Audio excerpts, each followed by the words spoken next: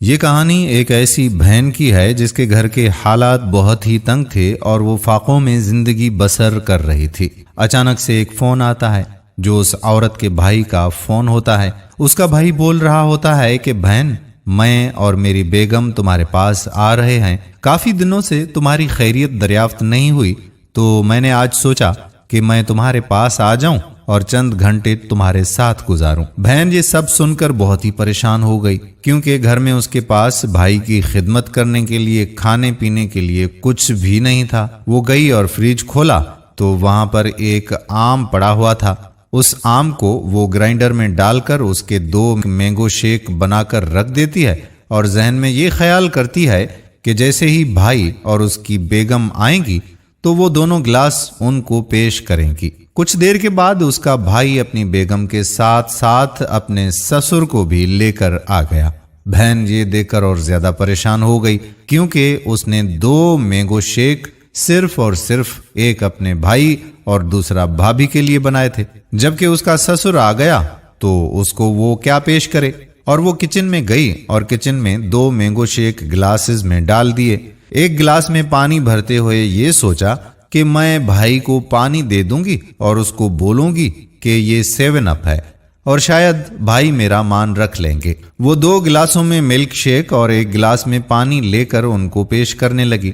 بھائی کو وہ پانی دے کر کہتی ہے کہ بھائی سوڈا پیتے ہیں، اسی لیے میں نے بھائی کے لیے 7 اپ منگوا لی ہے۔ اس کا بھائی جیسے ہی گلاس منہ سے لگاتا ہے تو اس کو ذائقہ معلوم ہوتا ہے اور وہ سمجھ جاتا ہے کہ میری بہن کے پاس شاید کچھ نہیں ہے، اس لیے اس نے مجھے پانی پیش کیا ہے، اور وہ خاموشی سے ایک سپ کر کے پانی پیتا رہا۔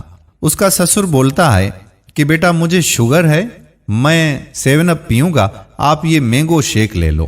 یہ سن کر بہن اور بھائی بہت ہی پریشان ہو جاتے ہیں اور بہن سوچتی ہے کہ اب تو میرا راز فاش ہو کر ہی رہے گا۔ بہت ہی شائستگی سے اس کا بھائی اپنے سسر سے کہتا ہے کہ اب یہ 7 اپ کا گلاس جھوٹا ہو گیا، اس لیے آپ کے لیے میں فریج سے دوسرا گلاس بھر کے لاتا ہوں۔ وہ جلدی میں جاتا ہے اور کچن میں جا کر ایک گلاس توڑ کر باہر آ جاتا ہے اور بولتا ہے کہ میرے ہاتھ سے بوتل بھی گر گئی اور گلاس بھی گر کر ٹوٹ گیا، تو میں بازار سے جا کر ابھی دوسری بوتل لے کر آ جاتا ہوں، اس کو آپ یوز کر لیجیے گا۔ سسر کہتا ہے کہ بیٹا رہنے دو، بس میں مینگو شیک پی لیتا ہوں، یہ اتنا میٹھا نہیں ہے۔ کچھ گھنٹوں کے بعد جب ان لوگوں کے جانے کی باری آئی تو بھائی اٹھا اور بہن سے الوداع کہتے وقت کچھ پیسے جیب میں سے نکال کر اپنی بہن کے ہاتھ میں رکھ دیے اور بولا کہ تمہارا گلاس مجھ سے ٹوٹ گیا تو ان پیسوں سے تم وہ گلاس لے لینا۔ وہ اس طرح سے اپنی بہن کو پیسے دے دیتا ہے کہ کسی کو وہ نظر نہ آئے، اور مٹھی بند کر کے اس کی مٹھی میں ڈال کر اس کی مٹھی بند کر دیتا ہے۔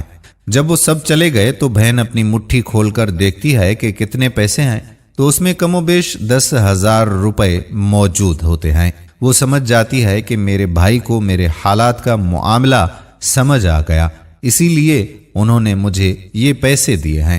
یہ پیغام ان بھائیوں کے لیے ہے جو اپنی بہنوں کے پاس جاتے ہیں، کبھی بھی اپنی بہن کے پاس ہاتھ خالی مت جایا کریں۔ ہو سکتا ہے کہ وہ کسی مشکل سے زندگی گزار رہی ہو۔